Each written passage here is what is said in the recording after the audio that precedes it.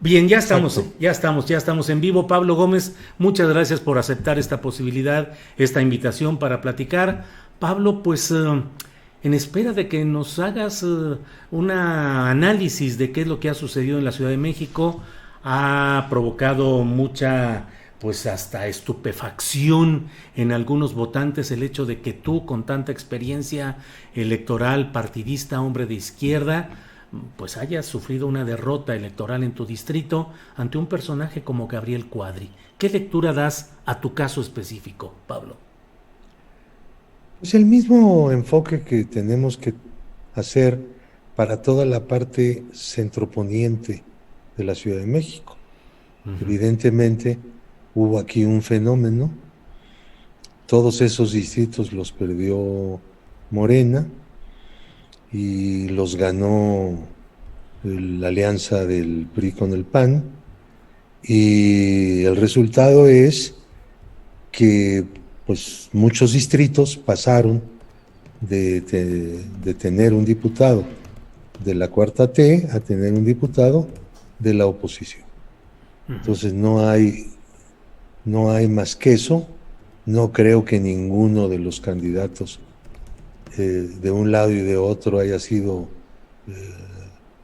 elemento fundamental para resolver la votación, digamos, ¿no? Uh-huh. No es así el fenómeno. Ahora, ¿por qué o qué le pasó a Morena? Eh, el primer factor que pues, hay que tomar muy en cuenta pues, es que el PRI y el PAN se unieron, ¿no? O sea, eso ya de por sí era un reto brutal. Pues cuando la oposición, o casi toda la oposición, se une en contra del partido mayoritario, pues tienes que ponerte con meses de anticipación a hacer una reestructura de tu propio planteamiento. Nosotros acertamos en la defensa del programa que estamos aplicando y tratar de explicarlo y tratar de por qué. No lo suficiente en cuanto a aquellas cosas que han sido criticadas por sectores que son de izquierda o no son de izquierda, pero vamos, son afectos a cambios, a la democracia, al progreso social y tal, ¿no? Y no explicamos bien aspectos muy importantes como los fideicomisos, como una cantidad de reformas que hemos estado haciendo y que a algunas gentes no les parece, no les parece correcto. Tenemos un solo vocero todavía, que es muy bueno y debe seguir, pero ya se necesitan más voceros de parte de la cuarta T y para hacer explicaciones con detalle, dirigidos a sectores muy demandantes en materia de información, sobre todo en el momento en que tenemos a toda la prensa en contra, ¿no? Entonces, eso no lo hicimos, pero tampoco hicimos otra cosa que debimos haber hecho, plantear las cosas nuevas. ¿Cuál es la segunda parte del programa, ¿no? Que hay que aplicar? Entonces nos concentramos en la defensa de lo ya hecho y en el mantenimiento de lo ya hecho, y pues ahí sí se cometió un error, ¿no? De todas maneras, eh, un sector que puede ser votante de la cuarta T no fue a votar. Y yo creo que en algunos distritos pues, pesó muchísimo, ¿no? En segundo lugar, tú haces un análisis sociopolítico de dónde está el mayor problema, pues vas a ubicar que la clase media, que puede ir de una posición a otra, de la izquierda a la derecha o de la derecha a la izquierda, pues es la que decidió la elección en la parte centroponiente de la Ciudad de México. Pero esto se da en el marco en el cual Morena tiene un gran éxito nacional, ¿no? Yo no me imaginé que le fuera a ir tan bien a Morena. Qué bárbaros. Es una cosa bárbara. Imagínense ustedes, la oposición unida en gran parte del país y pierde, no solamente pierde la Cámara, sino pierde pues casi todas las gobernaturas que están en disputa. Pablo, solamente la oposición ganó 2, y ¿saben quién las ganó? Ni siquiera la oposición, las ganó el PAN solo. Chihuahua y Querétaro. Y todo lo Nuevo demás León lo perdieron. con el Movimiento Ciudadano. ¿Cómo? Y Nuevo León con el Movimiento Ciudadano. El Movimiento Ciudadano no estaba en manos del PRI ni del PAN, por eso yo no estoy contando eso. Estaba en manos de un independiente y en este momento sigue en manos, o va a estar en manos de alguien que operó como independiente. Pablo, en la coyuntura electoral, porque no tiene ni siquiera grupo parlamentario ni tiene ayuntamientos. Pablo, he escuchado con cuidado los planteamientos que haces de cuáles podrían ser las razones de la derrota de Morena en Ciudad de México. Dices la coalición de partidos, pero la coalición de partidos que han sido tachados siempre como una suma de defectos, de corrupción, de impunidad de la clase política rechazada. La simple coalición de partidos no podría derrotar a Morena si esa coalición de partidos fuera tan nefasta como siempre se ha dicho. Entonces me parecería que al decir que con la coalición de partidos pudo ayudar al triunfo de esos grupos, pues me parece un poco contraproducente. Es que tu argumento es circular. ¿De dónde sacas tú? No llegas a ningún lado, porque ¿de dónde sacas tú que la gente no ha votado siempre por los corruptos y por los nefastos? Bueno, pues ellos entonces quiere decir... siempre, a ver, ellos ganaban siempre de calle, porque los factores por los cuales le define el voto a la gente no solamente son esos, son otros muchos. Sí. Hay otros intereses más importantes. Pero esa visión circular quiere decir que no tiene caso ni votar ni cambiar porque siempre se está votando por los corruptos. No, al contrario, hemos llegado a no votar contra los corruptos y tenemos un gobierno que no es corrupto. ¿Te parece poco? Hemos logrado lo que no se logró en 70 años. Y ahora ganan los corruptos en la Ciudad de México. A ver, en primer lugar, yo no diría que ganaron. Entonces, si sumas todos los votos de la coalición de ellos y lo comparas con la coalición nuestra más los del PES, pues es la misma cantidad de votos, ¿no? Ahora, o sea, fue victoria de Morena en la Ciudad de México. No, eso lo estás diciendo tú. ¿Pero tú qué nadie dices? Te va a secundar. Eso lo dices tú. ¿Y tú qué dices? Lo quieres atribuir a mí. ¿Pero tú qué dices? ¿Ganó Morena en la Ciudad de México? No he dicho nada. No me has dejado decir todavía lo que yo quiero decir. Habla, Pablo. Adelante, yo lo que quiero decir es que hemos sacado un resultado, hemos sacado menos votos a nivel de coaliciones por un total de 60,000 votos, una cosa así. 70,000 votos. Esos 70,000 votos de más que tiene la coalición, que mayor número de votos obtuvo frente a la coalición que hizo la Cuarta T, pues es una victoria de ellos considerando que se unieron y considerando que nosotros no hicimos en todos los sectores sociales la tarea que se debió haber hecho. ¿Correcto? Ahora, esta situación no me parece desastrosa. En un sistema competitivo, bueno, pues, en un momento determinado un partido saca menos votos que los otros o que el otro y se va adelante. Hemos sacado una buena cantidad de diputados locales y federales, una buena cantidad de alcaldes y tenemos que defendernos, ¿no? La diferencia ha sido mínima y tenemos que aprender la lección y tenemos que seguir adelante.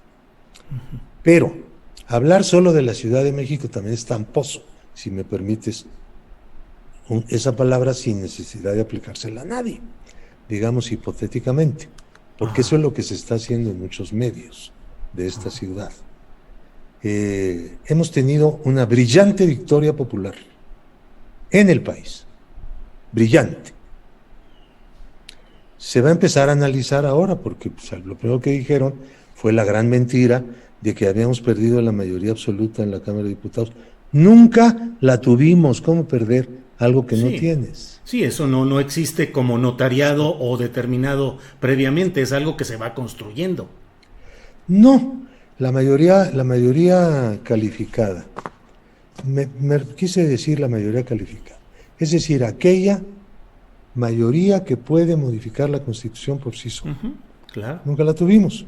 Siempre tuvimos que llegar a acuerdos con alguien. A veces se votó y perdimos. Morena y la Cuarta T perdió. En varias ocasiones en la Cámara, reformas constitucionales en la votación, por no tener la mayoría calificada. Claro. Esto va a seguir ocurriendo seguramente, pero pues en eso no hay ningún cambio. Yo lo que digo es que vamos a pasar de tener el 62% de la Cámara a tener el 55% de la Cámara. Bueno, pues yo creo que es una buena mayoría, ¿no? Considerando que nuestros adversarios se unieron y aún unidos los derrotamos.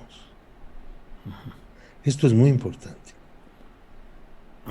Es una proeza. A ver, ¿en dónde? ¿En dónde? ¿En qué país? Muy pocos se unen todos contra la fuerza gobernante. ¿Qué tanto, Pablo, esto va a obligar a negociaciones que diluyan la fuerza de las propuestas de cambio profundo que pueda hacer Morena en esta segunda etapa legislativa del sexenio del presidente López Obrador? Se habla ya de negociar con el PRI y te pregunto, ¿qué tanto puede diluir la fuerza de las propuestas de Morena? En nada. En nada. O sea, los adversarios se van a unir sin condicionar nada. No se van a unir a nosotros. Van a seguir diciendo no. Ahora, para algunas cosas, algún cambio de tipo constitucional, pues es indispensable, algunos votos de la oposición. Entonces ya veremos eso y veremos si hay nuevas modificaciones constitucionales. Segundo lugar, cualquier ley que la Cuarta T quiera sacar, pues la va a sacar con su mayoría. Si ellos dicen no, pues como siempre dijeron no, pues eso no es nuevo. Ellos no dicen sí o no por los méritos de los proyectos, sino porque quién los presenta. Nosotros hemos votado a favor de iniciativas del PRI y del PAN por centenares en la actual Cámara, la Cámara que está por terminar. Y hemos negociado con ellos, nos hemos sentado a hablar de sus proyectos, los hemos sacado, no son leyes completas, no son grandes transformaciones, pero nos hemos dedicado a construir acuerdos con la oposición. Cada vez que nosotros presentamos un importante proyecto, lo primero que dicen es no. No dicen vamos a negociar, vamos a discutir, no. Lo primero que dicen es no, punto. Ya sabes cómo van a votar. No hay vuelta. Entonces dice el presidente del PRI, que ahora va a ser diputado, que no es posible decir no a todo. Sí es posible. Ya lo hemos visto. ¿Qué tanto cómo recuperar las clases medias, Pablo Gómez? Decir clases medias es decir demasiado. Yo diría que un importante sector de esas clases medias, porque no se trata de todas ellas, sino la diferencia, la parte que cambia y que hace la diferencia, ¿entiendes? Es un análisis que estamos haciendo ya con mucho detalle, dónde están los votos, cuáles son esas personas exactamente, y también tenemos que estudiar aquellos que no fueron a votar,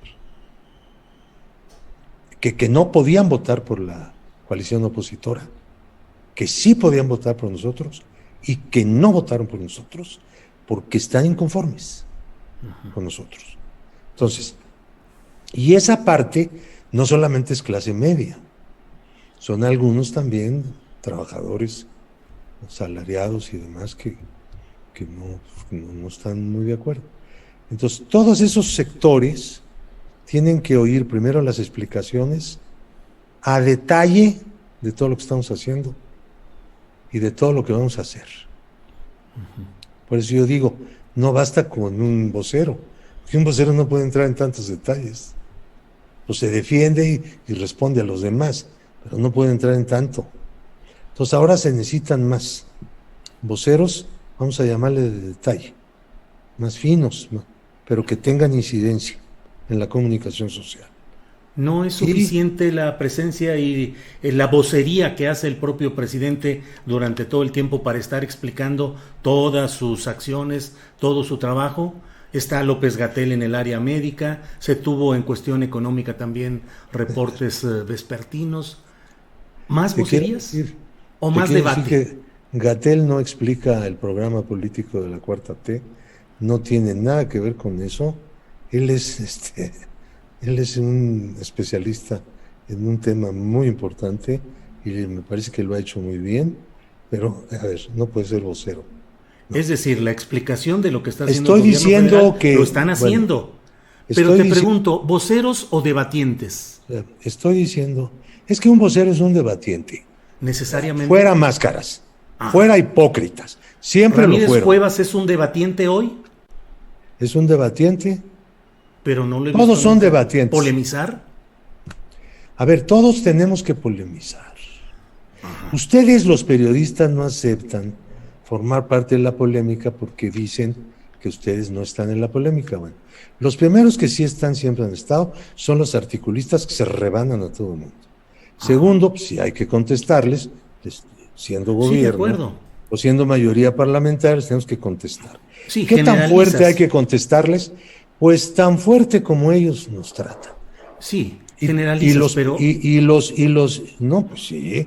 Pues digo, es como si dijera, todos los políticos se la pasan hablando y defendiendo las causas, aunque estén perdidas. Eso sería de acuerdo. Generalizar. Y para eso los periodistas, pues les dan en la madre. Y lo hacen todos los días. Como ¿y qué deberían hacer? Lo dije en televisión, me dijeron, y ustedes todos los días nos están contestando. ¿Pero sí, por qué ustedes? Todos Pablo? Los días nos están atacando. Mira, si no aceptan que toda la prensa Pablo, está en contra del gobierno. Sí. Bueno, si no aceptan que ya se acabó la hipocresía. 2, 3. ¿De veras si se acaba no la hipocresía aceptan, en la política? Si no, Pablo, ¿la política ¿cómo? Es hipocresía? La política siempre fue pura hipocresía en este país. La política ha sido hipocresía en este país. Siempre. Sí. Estamos ya en otra, y en este momento ya no, ya se acabó eso. ¿Cómo se va a acabar, lo que tenemos Pablo? Es libertad de prensa, no hay chayotes, y cada quien pues que haga lo que quiera. Y nosotros les contestamos. Y les vamos a seguir contestando. Si el presidente no les respondiera, tanto como puede, que yo digo que también otros deben responder, porque él no le alcanza el tiempo, ni puede entrar en tanto detalle.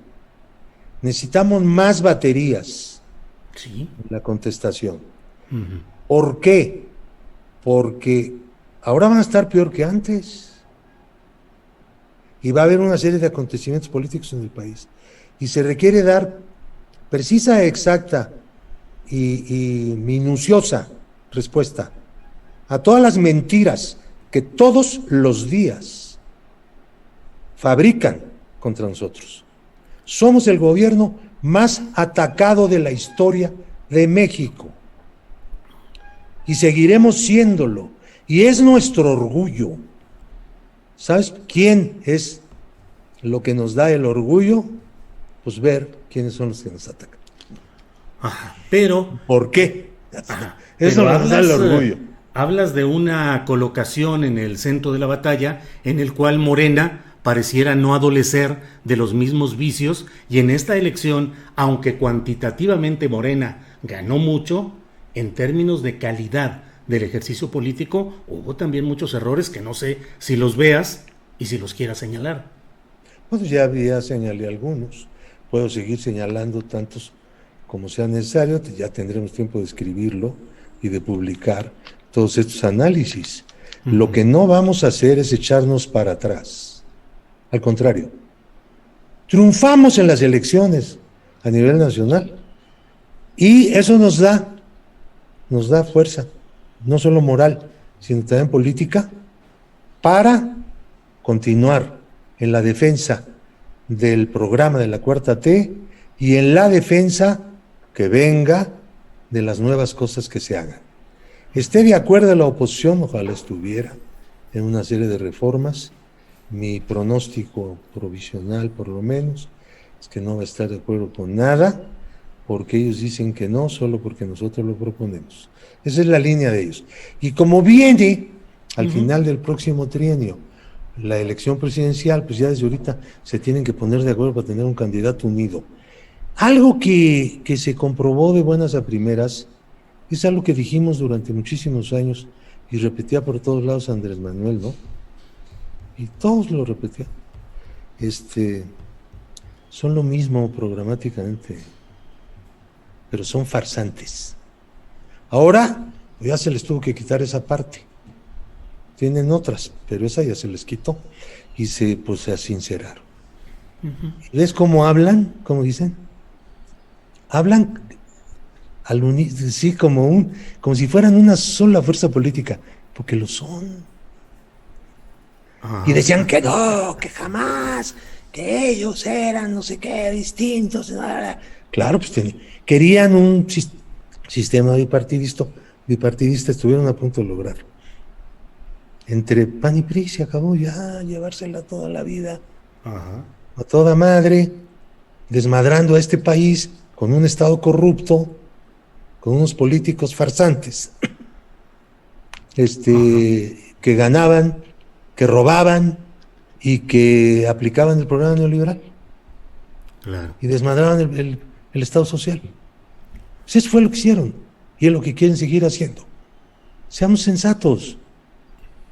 Bueno, vamos a seguir sentándonos a negociar con las oposiciones, sí. ¿Cuántas veces sea necesario? Sí. Por convocatoria nuestra, sí. Por convocatoria de ellos, también. No solamente en grandes leyes y grandes cambios, en las cosas de menos importancia. Iniciativas de ellos también, como hemos aprobado por, yo creo que centenares, claro, en esta legislatura. Pablo, en específico te pregunto, ¿qué crees que debe hacerse en Morena para enfrentar la nueva realidad y los tiempos políticos que vienen? ¿Qué cambios, qué cosas deben transformarse, modificarse, cambiarse? Bueno, ya apunté algunas, no quiero repetir. Creo que tenemos que resolver el problema de la transparencia en el nombramiento de candidatos. El método estatutario está bien. Yo no creo. ¿Las encuestas? Claro, naturalmente. En México no funcionan las votaciones dentro de los partidos.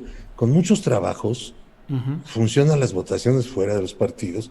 Y eso porque hemos combatido la compra de votos, ¿no? De una forma bárbara, ¿no? Ya desde el gobierno ya no se compraron votos. Pues eso fue la parte mayor, porque casi todos los votos se compran con recursos públicos, hombre. La gente, los ricos no dan tanto dinero. Fernández Noroña propuso ayer que hubiera elecciones primarias para un candidato presidencial de Izquierda Unida, que ya no fuera por encuestas, sino elección directa. Bueno, para un candidato a la presidencia sí, podría funcionar. Podría funcionar. Para cada candidato en cada municipio, en cada lugar, no funciona, ni va a funcionar. La única forma que funcionara es hacer un sistema tipo argentino, donde las primarias las organiza el Estado, como si fueran elecciones y es el voto obligatorio. Un sistema como ese sí funcionaría. Otro sistema no me parece. Por lo demás, los plurinominales se nombran en Morena, que ahora no se pudo porque no hubo asambleas, en asambleas distritales, donde concurren todos los afiliados y cada quien vota por una mujer y por un hombre. No puede votar por todos los que van a ser nombrados, para evitar las planillas, las trampas y los maniobras. Y luego de ahí, todas esas personas elegidas como precandidatos son los que entran en el sorteo. Todos están en la misma condición, todos fueron elegidos y todos acuden. Y son los candidatos más seguros, son los pluris, ¿no? Entonces, yo creo que ese sistema es bueno, acaba con los grupos y las negociaciones y le abre la posibilidad a la gente de participar. Bien. Y de votar. Bien, Pablo, pues muchas gracias por esta oportunidad de platicar contigo, de hacer un repaso a lo que sucede con Morena, con la Ciudad de México, las perspectivas políticas, y te agradezco como siempre la posibilidad de platicar, de dialogar y en algunos momentos hasta un poco de debatir. Gracias, Pablo. Bueno, tú eres una persona que debate todos los días. Ahora sí que te tenemos en el debate nacional. Ajá. Yo quisiera tener una columna en un diario como la tuya. Estar en el debate nacional todos los días. Bueno, 5 días. 5 días. Para poder pensar los otros 2. Entonces, pues sí, tú sí que estás en el debate. Nosotros participamos en el debate. Bien, todavía Pablo. No llegamos a los buenos niveles. Todavía no. Eres un hombre modesto, Pablo, con toda tu historia, con todo el tiempo que llevas. No hemos llegado, pues nunca he tenido una columna diaria en un diario. Claro. Que la quisiera tener en un programa de televisión, de esos canales fuertes. Ajá. Diariamente una columna. Ajá. Ahí sí estaría. Haría yo algo que es lo que en realidad considero que es parte esencial de la política.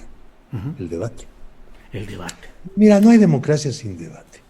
Y no hay política auténtica, diferente, sincera, abierta, transparente, sin debate. Y eso hay que promoverlo en lugar de estarlo criticando. Ese es mi comentario. Por eso yo soy incapaz de criticar a los comentaristas. Puedo, o a los columnistas, puedo criticar lo que dicen, pero no que lo digan. Ajá, claro. Pues muy bien. Esperemos, Pablo, que pronto estés en el debate en tus columnas de lunes a viernes. Y ¿dónde? ¿Quién me va a abrir la puerta? ¿Quién te va a abrir?